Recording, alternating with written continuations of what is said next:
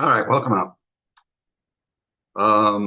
Moving on to the next chapter, 12, deal with your irrational mind. That's a big one. Probably one of the most important chapters here because critical thinking is all about being rational and having the mind in its proper place in order to think well, reason well, logic well. Okay. Therefore, important, therefore lengthy, about 40 pages. So we're probably going to have at least two, maybe three videos on this. Anyways, a lot of stuff, a lot of good stuff. Let's jump in. Humans often engage in irrational behavior, often, frequently, most of the time. We fight, we start wars, we kill, we are self-destructive, we are petty and vindictive. We act out at any age. Many, I don't know about most, but many never go on it. We act out when we don't get our way. We abuse our mates. We neglect our children. We rationalize, project, and stereotype. In the political realm, that's very key, right? This is just a basic human failing. And it is the thing that probably leads to a lot of individual and group confrontation, nation confrontation. Because people talk about religious people being weak. Well, we're all weak. And the way that we find strength is in the group. And oftentimes we will preserve the group or be supportive or advocate for the group, oftentimes above all else. Oftentimes checking to see whether or not what we're saying, what we're hearing, what we're thinking, what we're receiving is valid, is true, is justified, and so forth, right? And usually projecting, that's a big one. You can go to the political realm for that one.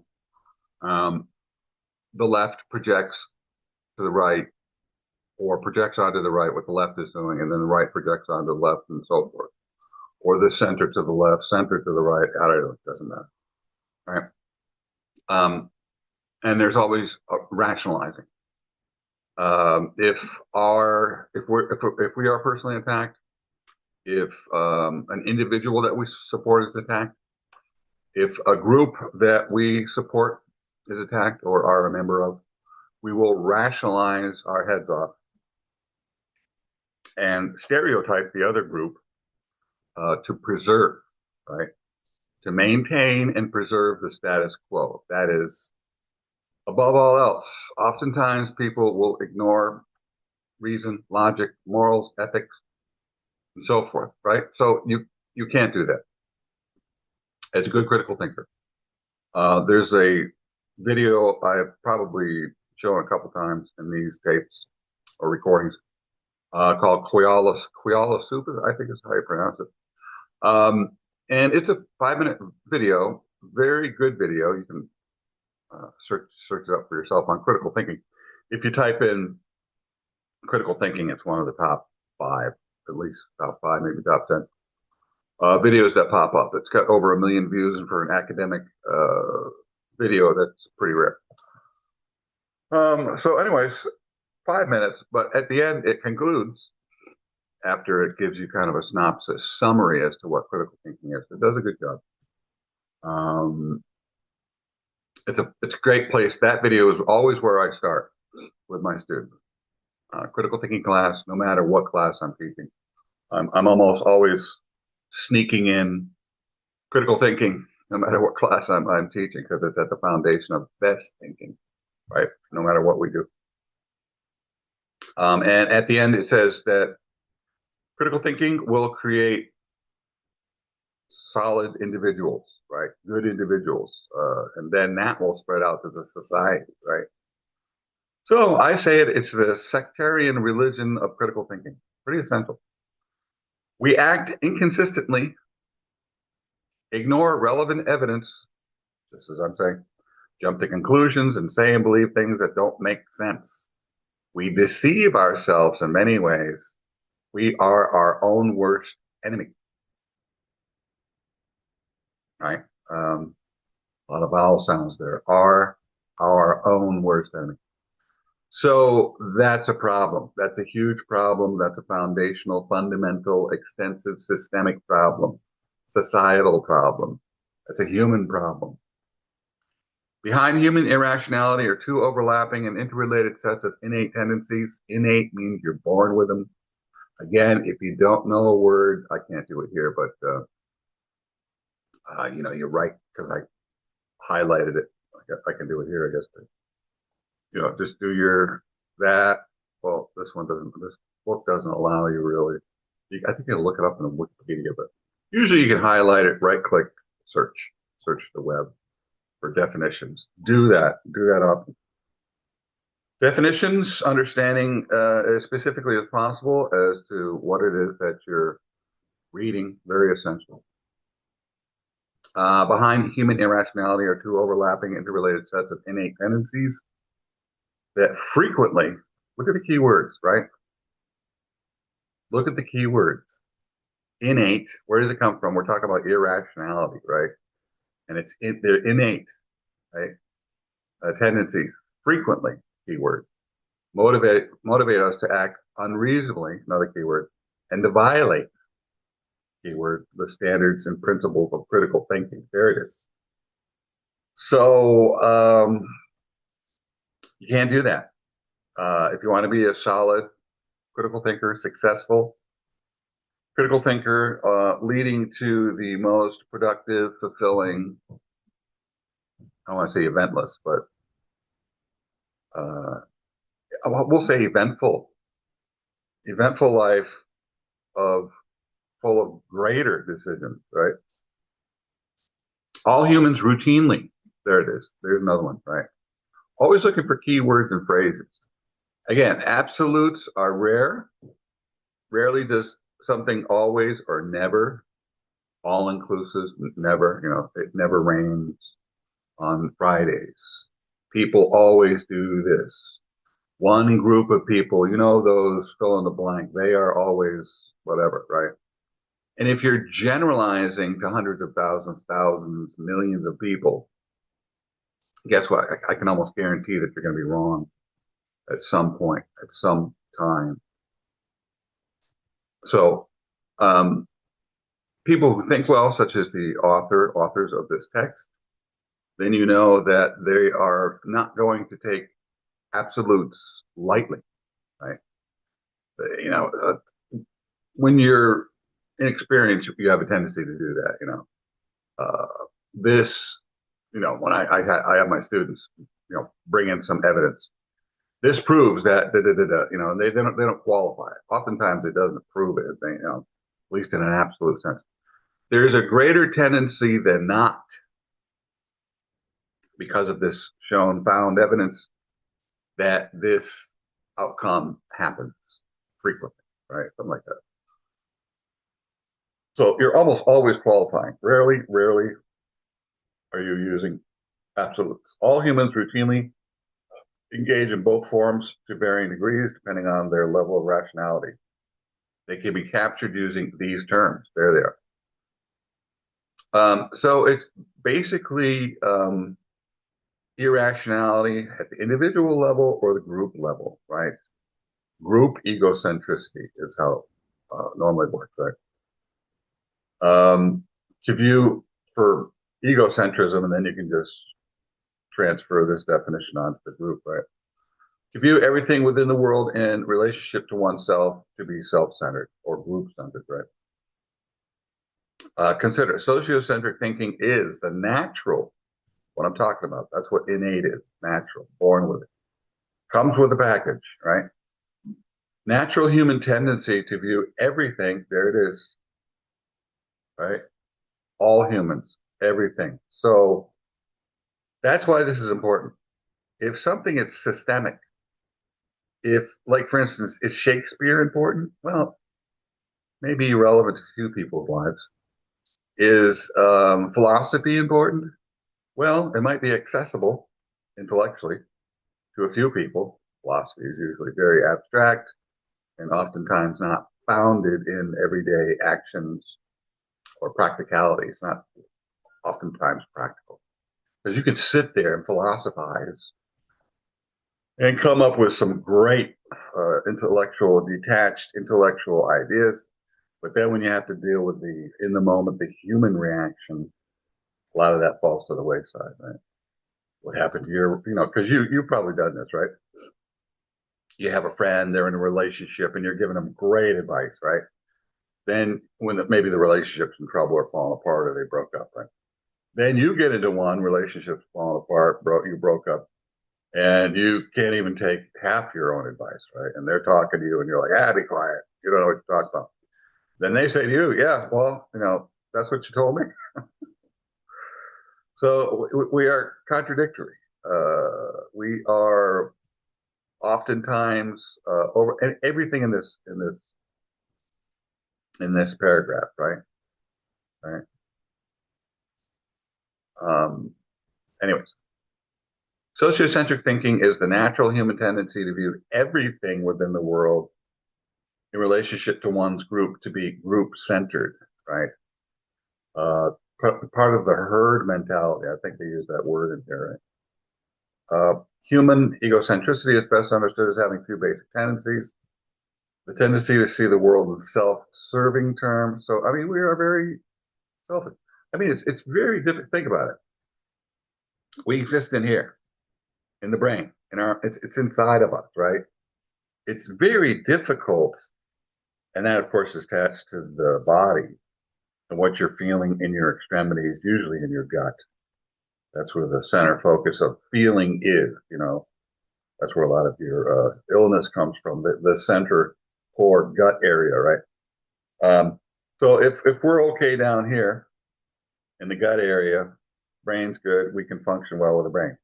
If this isn't functioning well, not usually a sore finger, arm, leg, or toe that caused the problem, but some organ breakdown or deficiency, or maybe some illness in here in the core part of our being, right?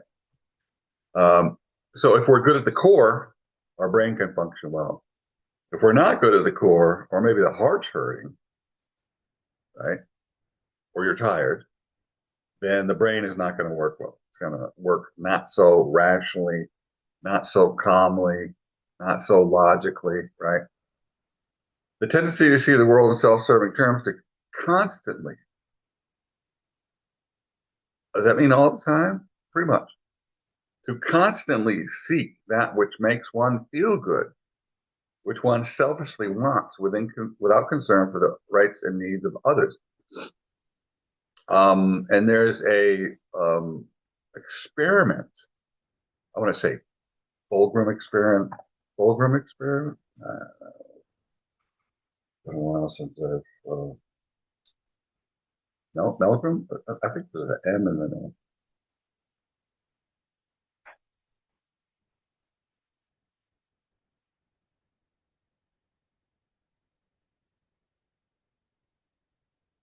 Milgram.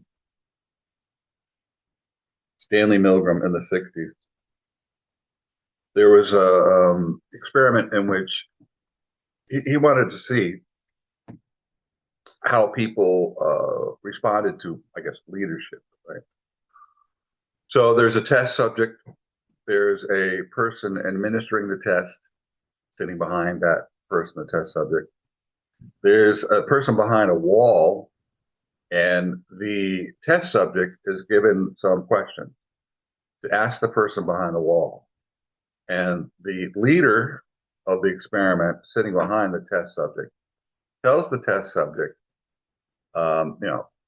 every time that person is wrong, shock them and turn up the shock 10 degrees or whatever it was, right?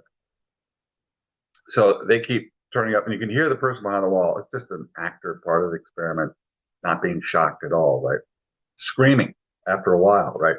Screaming in pain, and then eventually he just stopped screaming, like he passed out.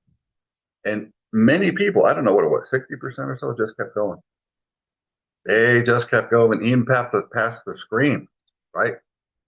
Um, and this is why people have a tendency, such as during World War II, right?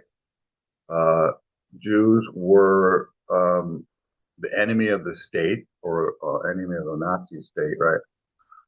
And if you protected a Jew, uh, you know, even in the slightest, then your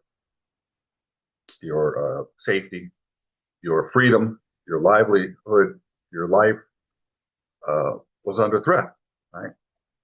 So it's been found time and time again that people like, the online bullying, usually the group goes in one way. If the group is going in one way and there's 10, 15, 20, 100 people or so, all saying one thing, and then you come in and run counter to that, you're just going to get pummeled, right?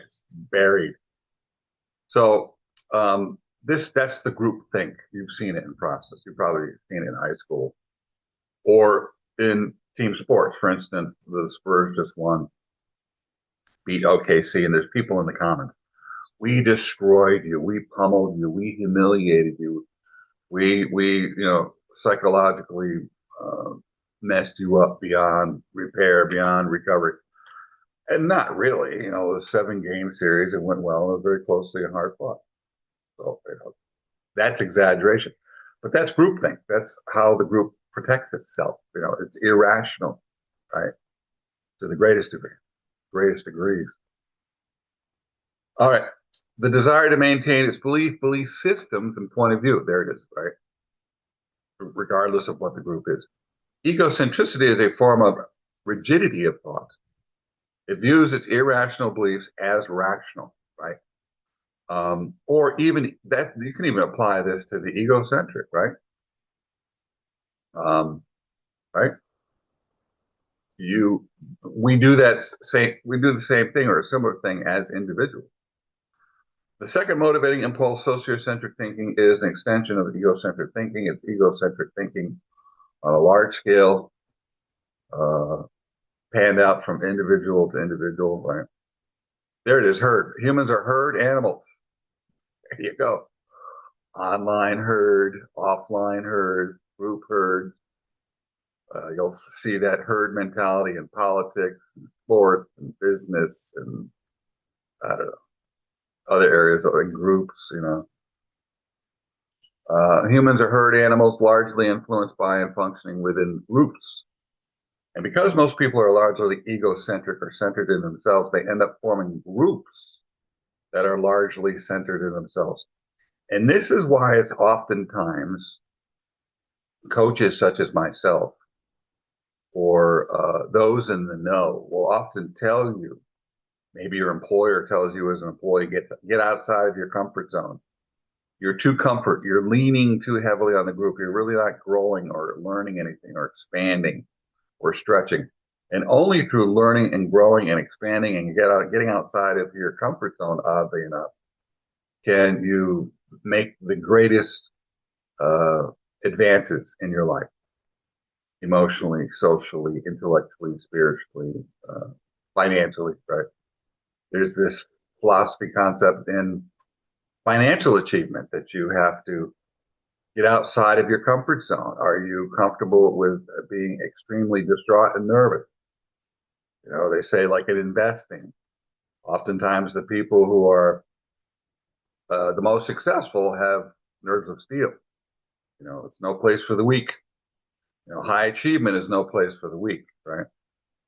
As a result of egocentrism, sociocentrism, most people are self-serving, rigid, conform to group thinking, and assume the correctness of their own beliefs and that of their group. There it is, right? And they don't care how much research the other group does or the other individuals do to tear down your safety net, your safe place, right? No matter how much research is done or knowledge is dispensed to you as an individual or part of the group. There have been 100 experiments run that run counter to your beliefs. So therefore, you're most likely wrong. You've been believing the wrong thing for most of your life, right? And that's another issue. Well, and that's coming up. I believe this stuff most of my life. So therefore, I'm not going to stop believing it. I don't care what you say, right? We are our own worst enemy. And then you get stuck there, you get stuck in that thinking, and you don't grow, and you suffer accordingly. You will suffer accordingly. Sociocentric thought then is a direct extension of egocentric thought in that it fundamentally operates from the two primary tendencies of egocentric thought, seeking to get what it or its group wants, ego, socio, without regard to the rights and needs of others, right? Just like persecution of any group, right? The Nazis or the anti-Jewish groups or sentimentality during the Third Reich, and rationalizing the beliefs and behavior of the group, irrespective of whether those beliefs and behaviors are irrational. See? There you go. Sociocentric thought presupposes the egocentric tendencies. Look at this language, right?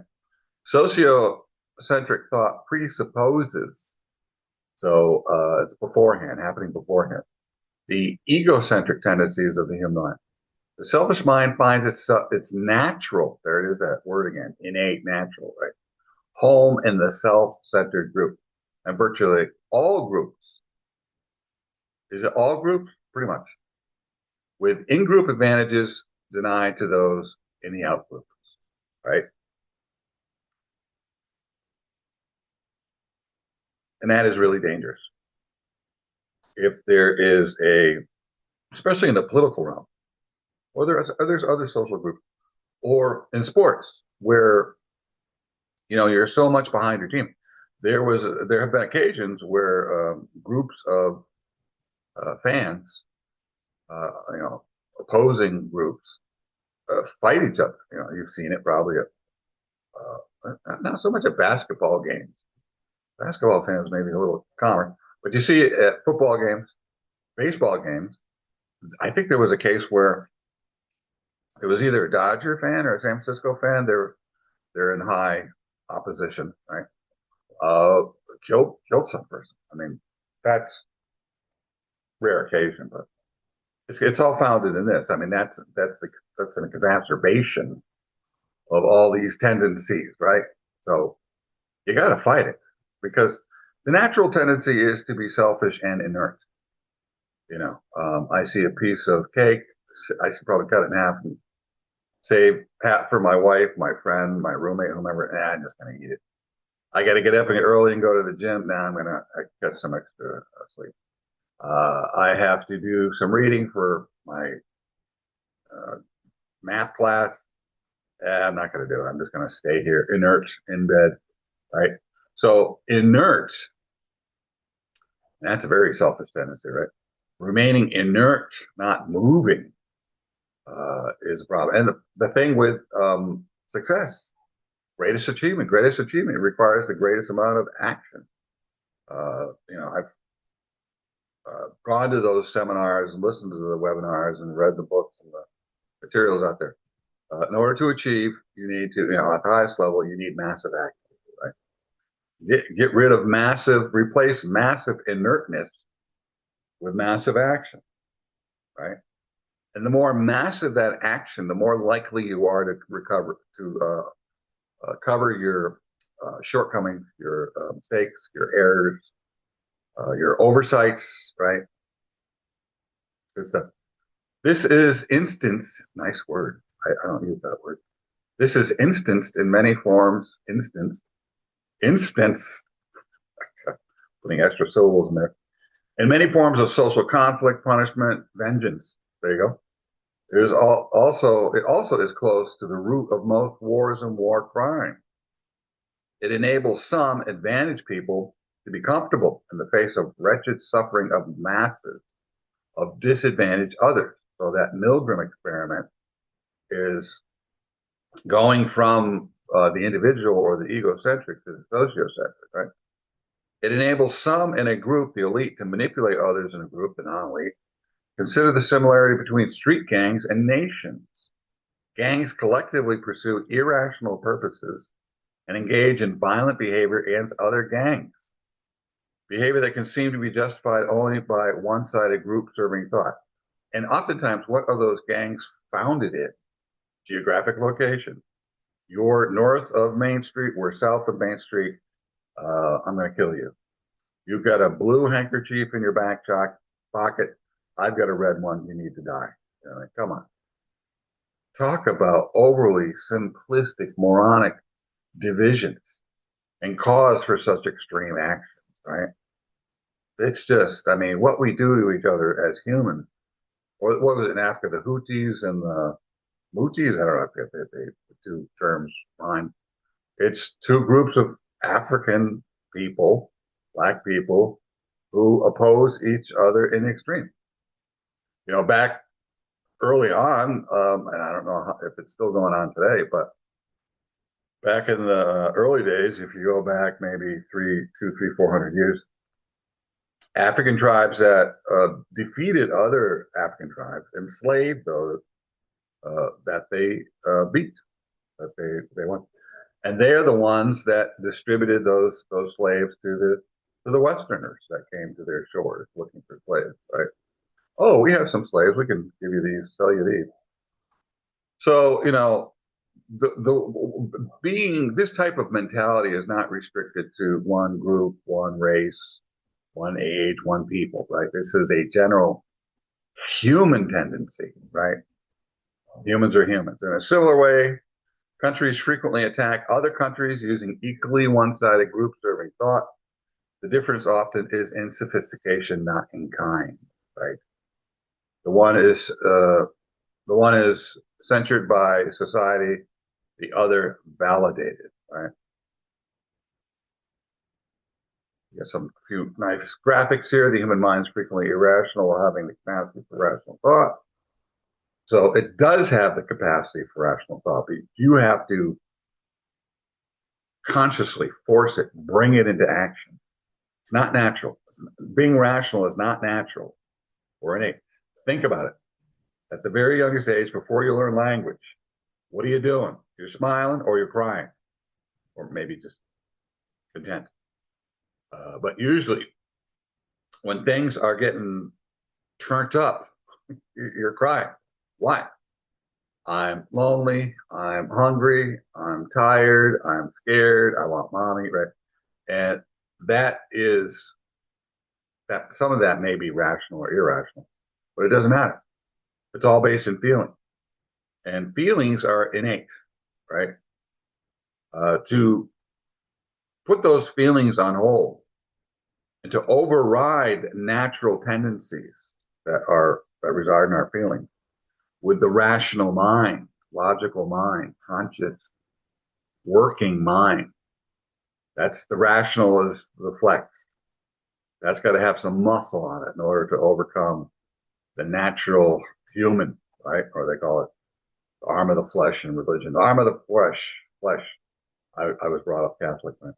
The arm of the flesh, the natural man, right? Is naturally egocentric, sociocentric, naturally develops some intellectual skills, requires the active key, conscious, I guess you could say too, cultivation of intellectual traits, ethical sensitivities, and many intellectual skills. So it's hard. What can I say? Achieving something at the highest level is hard. What can I say? In a relationship, achieving something at the highest level in a relationship, intimate relationship or familial relationship, it's hard. Achieving the highest level in the workplace, it's hard. Achieving the highest level in the political arena, it's hard. Achieving the highest level in business or success in business, or it's hard. It takes a lot of thought and conscious, active, massive action sometimes, right?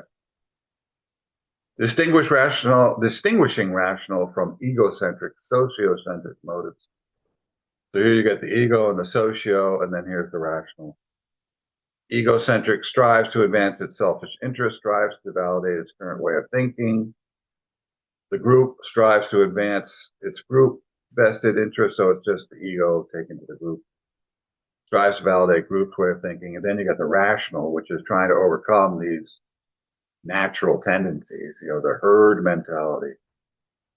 And I always see that, I know how you MAGA people are, right? I know how you liberal people are, And it just goes on and on and on. It's just bashing over the head, back and forth. Nothing's ever accomplished. It doesn't go anywhere. It doesn't go anywhere. Nothing is accomplished. No one moves, right? I changed my mind. I am now going to come over to your group, said no one ever in the political arena. Well, it does happen. There are conversions, but it takes some time, usually some pain to convert. Strives to consider the rights and needs of others, right? It's selfless, not selfish. Strives to see things as they are. That's objective, not subjective, right? So this is all coming out of the self, coming out of the self, coming out of the self. This stuff is critical. It's hard. Most people are lazy. Most people don't know. They don't care. And even if they find out, they go, nah, yeah, I'm just going to stick with me in the group. you know. But I'll tell you, if you do think this way, you may be ostracized. You might, you're the most logical one. You're the one that stands out the most. But those are usually the movers and the shakers. Those are the individuals in society who go down in history as some of the greatest movers and shakers in the world. Like your Gandhi and your Gandhi, I'll be it. Your Gandhi, your MLK, your Abraham Lincoln, your George Washington, right? Those are people who greatly, to the greatest degree, opposed they definitely opposed their egocentricity. George Washington was all about honor, doing what's right for the group. And if it's right for the group, then it's going to be right for me, right? I just watched a documentary on Washington and Lincoln. And another great person was an individual who grew up with great privilege, Teddy Roosevelt. But they talk about him, the reason one of the reasons why I think he's so revered is that he was very much about the individual. One time he went like on a 9-week tour or something. To see a president do that these days. And he was giving speeches, but he was getting right down into the group. And people would yell at him, blah, blah, blah, I got a problem. And he'd walk right up to him. What's your name, sir? And he'd talk to him and he'd throw some humor in there and he'd, really try to get to the core of what the people needed. You don't see that a lot of times these days in our politicians, sad to say, right? Some even feign that they're doing that, but they're not really doing it. I really can't think of a politician in recent years, maybe on a lesser level, but most of them are really guided by the elites. Politicians don't have money. In order to get into politics, stay in politics, move up in politics, they need money. So they need the elites who have the money, and it's pretty much do as the elites say, or you don't have a career, my friend, right? Oh, yes, yes, yes. This is the laws of life. The human mind, largely undeveloped rational capacities. If we're going to the left here, my left, your right, I guess. Fair-minded, self-developing, largely conscious processes, right? To the mind, all appear rational, and it is rational because it's rational. Then over here, excuse me, egocentric, sociocentric, selfish, self-individual, or groupish thinking, largely unconscious processes, but to the mind, all appears to be rational, right? So this is very self-destructive, self-deceiving, and this is very healthy, very logical, very productive, fulfilling, useful to the individuals. Take charge of your egocentric nature. So there it is, right? Egocentric thinking stems from the condition that humans do not naturally. So I highlighted naturally. Let's do let's do green so we can see it, right? Do not naturally consider the rights and needs of others, nor do we naturally, is that naturally, right? So these are always looking at, if you're a good critical thinker, good critical reader, You're always keying in on key words and phrases, right? Nor do we naturally appreciate the point of view of others or limitations in our own point of view.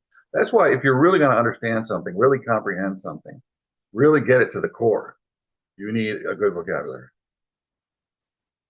Can I cheat? Can I shortchange myself or others? No.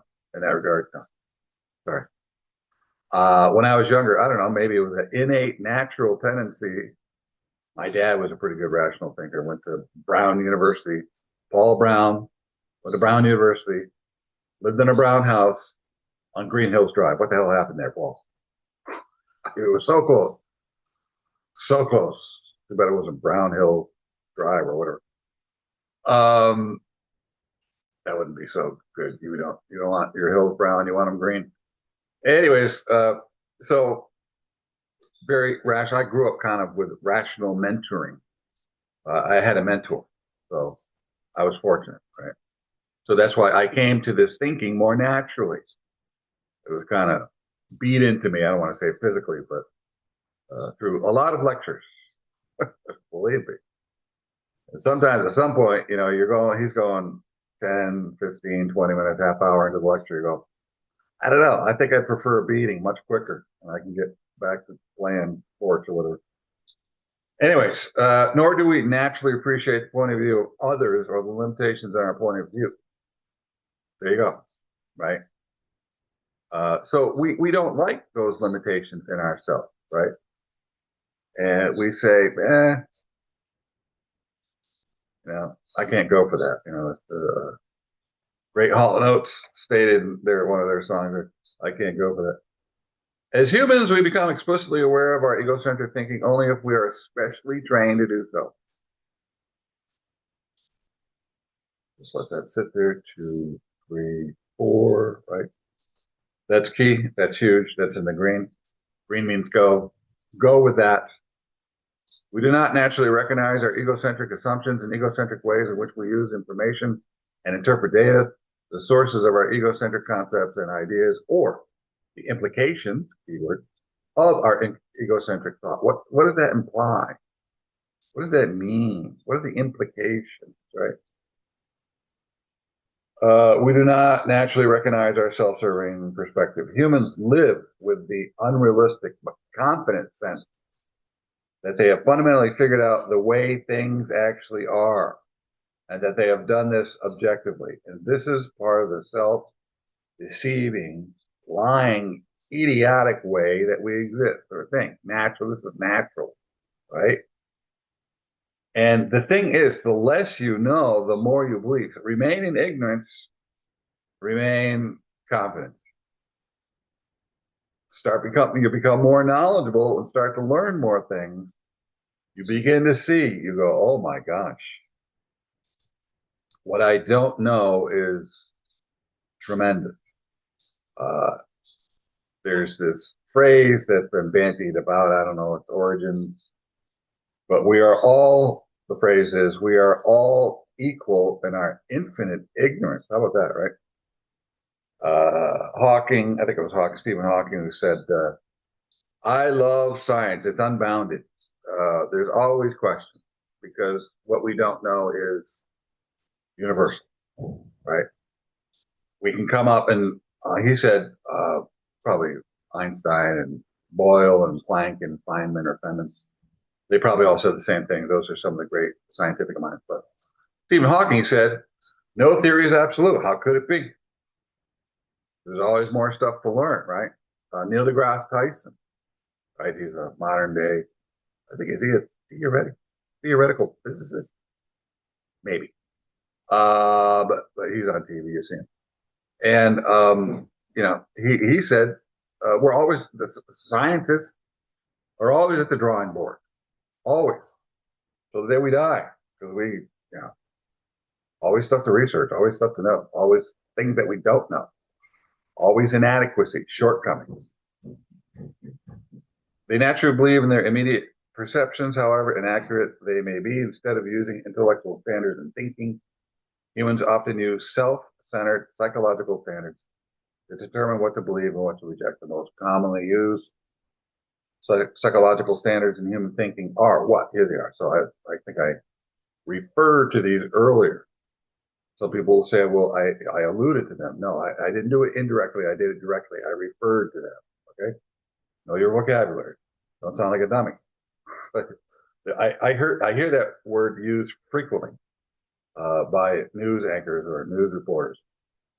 Yes, you alluded to this earlier, Bob. No, he referred to it directly earlier. It's true because I believe it.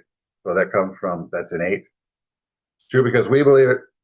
That's innate. It's true because I want to believe it. That's innate. Innate wish fulfillment. And these are innate egocentrism, sociocentrism. Then the one I think I talked about earlier, where is it? I gotta skip it. I'll get back to that. It's true because I've always believed it. Really? Right. There you go. That's your innate self-validation and then your innate selfishness. It's true because it is my selfish interest to believe it. We really don't say that, do we? My selfish interest to believe it. We're not going to admit we're selfish. This is a great graphic, right? Here's your brain. Here's all the filters. And here's what you're looking at, right? So if somebody says, and you'll see this online, somebody comes from their experience. So what is your experience? Right. Well, your experience is based in a certain time and a certain geographic location, influences by parents, family, friends, teachers, by the political environment that you're living in, the social environment you're living in, the cultural environment you're living in, the place you're living in, right? Are you growing up in the United States? Are you growing up in Africa? Are you growing up in Asia, some country in Asia, right? So there's a lot of filtering, right? And you're seeing, where's my cursor? Your brain is perceiving, you got to leapfrog over all this stuff. Your brain is seeing this. But what the other brains are seeing is not the same. That's why people will often see the same thing, but record difference. What they say they saw is different, right? On the internet, a lot of people will say, well, it's obvious that this person is, fill in the blank. And they watch a 1 minute or short, brief, 2 minute, whatever, very brief video. They know nothing about that person, but based on, or what the person's face is doing, right? Some people, I'll see they're smiling, they're enjoying it. Some people smile because they're nervous. Some people smile because they're afraid. Some people smile because they have gas or something. Looks like a smile, but it's a grimace. So that's why you've got to really cool your jets, bro. Right? When you're perceiving things. This is what I'm seeing, but is it really what's going on? Be cautious, be patient, be skeptical. Skeptical here isn't I don't believe anything, but is what I'm seeing really what I think I'm seeing, or what is really going on? You would probably have to ask that individual. And then sometimes even the individual isn't even really aware of what was going on or what they were doing, right? They believe what was going on or what they were doing is this, but it was actually something else. So the world is rife with poor perception, right? Sad to say. And that's something I have my students watch as an example of critical thinking in action. I have my students watch a video in which Neil deGrasse Tyson he's at some public presentation. There's a picture of him in the Cosmos. Did he do the Cosmos? Some Cosmos TV show? I don't know. But he's on the stage with like 4 other people, I think, journalists and some other reporters, maybe scientists, I don't know. And the crowd's getting up to the microphone and asking him questions. One question was, do you believe in UFOs? And he took a good at least 12, 13 minutes to answer that question, which reminds me very much of my dad. And he had to go through a lot of different areas of thinking. I think he used He talked about the mind. He talked about science. He talked about the human condition, right? He talked about social issues, scientific issues, psychological issues, right? To answer the question. That's why if you're going to be knowledgeable in something, don't just get caught up in that specialty, right? Einstein was very good at understanding the human mind, the human condition. Shortcomings are intellectual, emotional state of being, right? Anyways, I'm going off the beaten path. Let's get back on it. If humans are naturally prone to assess thinking in keeping with egocentric and sociocentric criteria, what is criteria? I don't know. Look that up. It is not surprising that we as a species have not developed a significant interest in establishing and teaching a legitimate intellectual standard. There you go. Right. So yeah, it's natural, so very natural to be a part of that egocentric or group thinking, sociocentric thinking, right? So you know, sometimes even if we become aware of it, we're still not interested. You might listen to this, or maybe a lecture. I lecture lots of students over the years. I've lectured hundreds, maybe thousands, over 25, 26. I don't know how many years I've been teaching. Over all that time, what percentage of students who I presented this to actually accept it, take it in, and work on it? Maybe 5%, 10%, if I'm lucky. I'd love 10%. That'd be great. There are too many domains of our thinking that humans collectively do not want questioned. Oh, this is priceless. If there was a price on this, it would be in the millions, billions, maybe trillions. We have too many prejudices. We do not want challenge. Oh, this is good. This is good. I don't do drugs. This is my drugs. I don't do drugs. I don't drink. This is my drugs. I love this stuff. We are committed because it's so truthful. It's so to the core. It's so revealing. It's so essential. I teach from the perspective, or coach from the perspective, what do most people need most of the time, most situations? This is a most people. This is all people. So that's why this, to me, and specifically this chapter, is essential. Because is there an individual this does not touch? No. Is there a group this does not touch? No. We are frequently, keyword, all the time, mostly, are not willing to sacrifice our desires to meet someone else's basic needs. Oh, man. And therein lies the crux of the biscuit. That was a Frank Zappa term.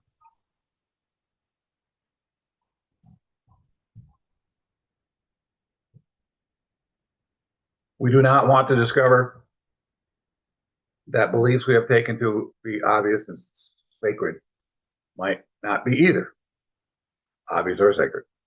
We will ignore any number of basic principles if doing so enables us to maintain our power of, or gain more power and advantage, right?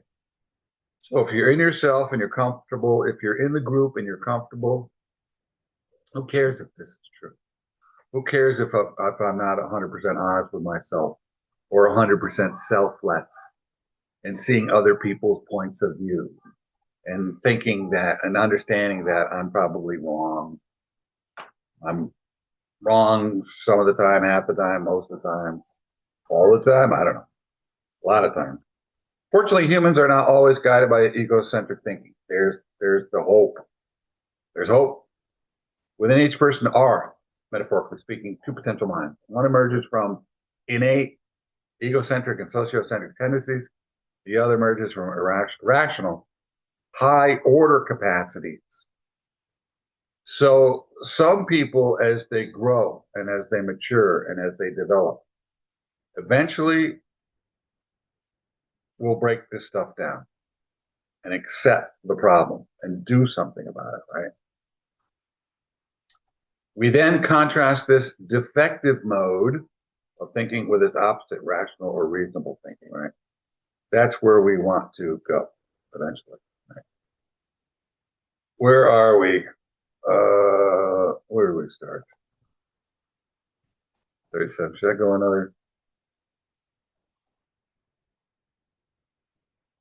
Should I go another couple? We're at 247 maybe. I could if I don't go. Yeah, we'll just do that up to 246. Sound good? And then we'll take a break. Understand egocentric thinking. Egocentric thinking again emerges from our innate human tendency to see the world from a narrow, self-serving perspective. We naturally think so. This is kind of some repeating themes. We naturally think of the world in terms of how it can serve us. Our instinct is to continually operate within the world, to manipulate situations and people in accordance with our selfish interests. At the same time, we naturally assume our thinking to be rational, no matter how irrational our thinking, no matter how destructive, and so forth, right? So this is kind of repeating what we've already stated. Okay. We inherit from our childhood, this is interesting, the sense that we have basically figured out the truth about the world. Isn't that weird? Right? It's said by psychologists or child psychologists that our personality or who we are is established by the time we're 8 years old. I don't. You have to look that up because to me, every time I say that, I go, "That's got to be wrong. That's got to be wrong," or maybe I read that wrong. But I guess it happens early, right? We naturally believe in our sense of who and what we are and what we are engaged in, and that's why people that you're part of the cult. We're all part of the cult. We grow up with a cult mentality. That's our natural, innate, default state of being. Cult mentality. Cult of the self, cult of the group. Isn't there a song? Cult of personality. Isn't that a song? By the color purple. Purple color. What is it? I forgot the band. Good band. Great band. A 90s band.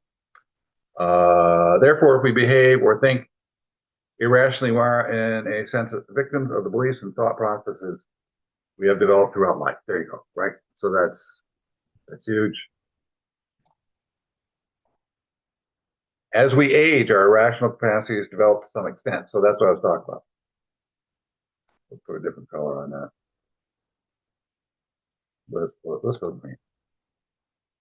That's important. We come to think more reasonably in some areas of our lives. This can come from explicit interactions or experiences. And I've even seen this in my stepdaughter.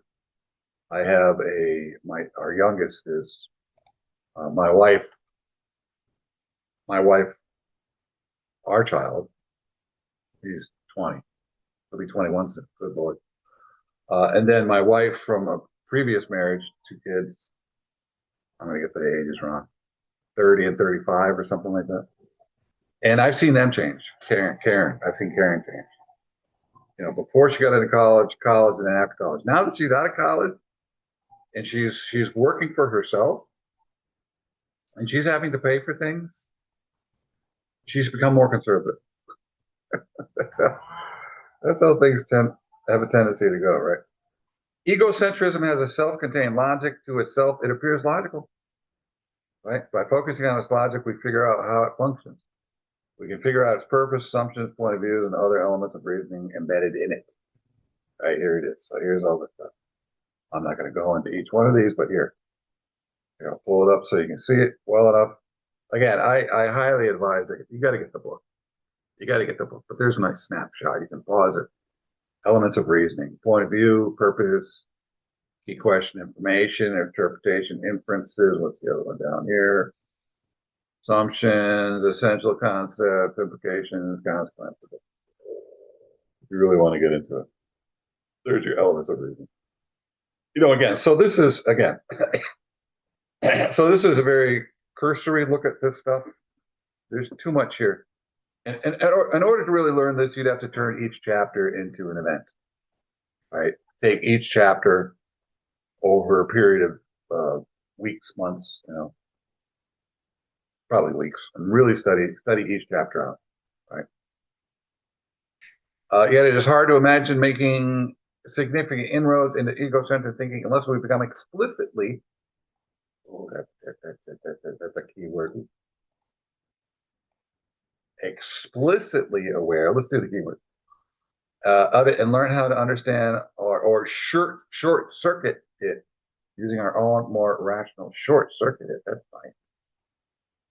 Using what? Using our own key phrase, more rational thinking. Right?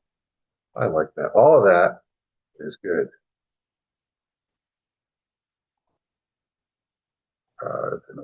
Well, you can see the green there, right? The human mind can think irrationally in any number of ways while masking itself within a facade of reasonability. What is a facade? Isn't that like a fake face?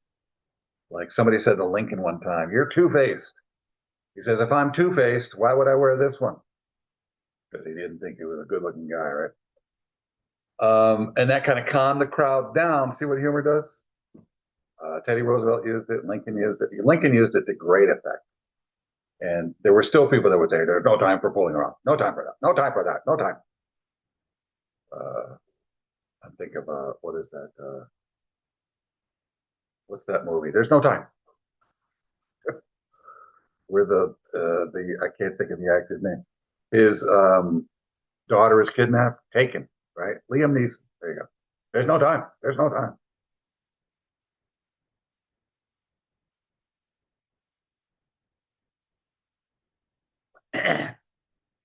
Great actor. I watch all his movies.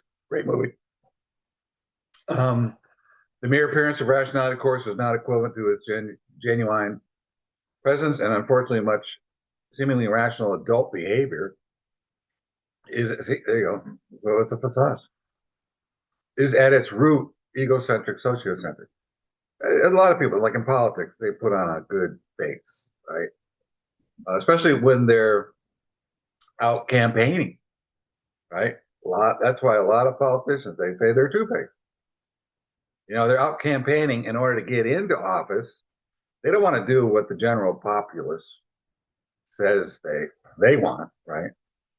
Um, they want to do what they want to do, so they'll just say, "Yeah, oh yeah, we're going to do that and do this and what." Yeah, you guys have some great ideas and great needs. When I get in office, we'll definitely do that. He gets into office, doesn't do half of what he said he's going to do, right? This stems in part from the fact. So if you're an adult, be prepared to be disappointed. That's all I can say. Right? But you can still have a good life even with that going on. Believe me, it's possible. This stems in part from the fact that people generally, all you have to do is sequester yourself away and never talk to anybody or see anybody. Live in Montana in a tree fort. No, I'm just kidding. It's a joke. Anyways, this stems in part from the fact that people generally in Montana in a tree fort, that people, sorry, I'll crack myself up. I live in Los Angeles in the middle of a very populated area in LA County.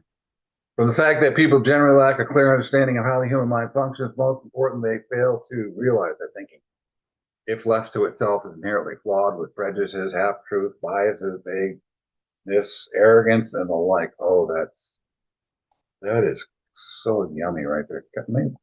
Maybe I have to do this. Do the yellow first. I'm learning how to. I'm learning how to highlight. And then put this on the top. That's better. That's about the same, but a little better, a little more standoutish. We done? Done. All right, so next time we're up to 46, 47. Yeah. All right. So until next time, until we meet again, take care, be good humans.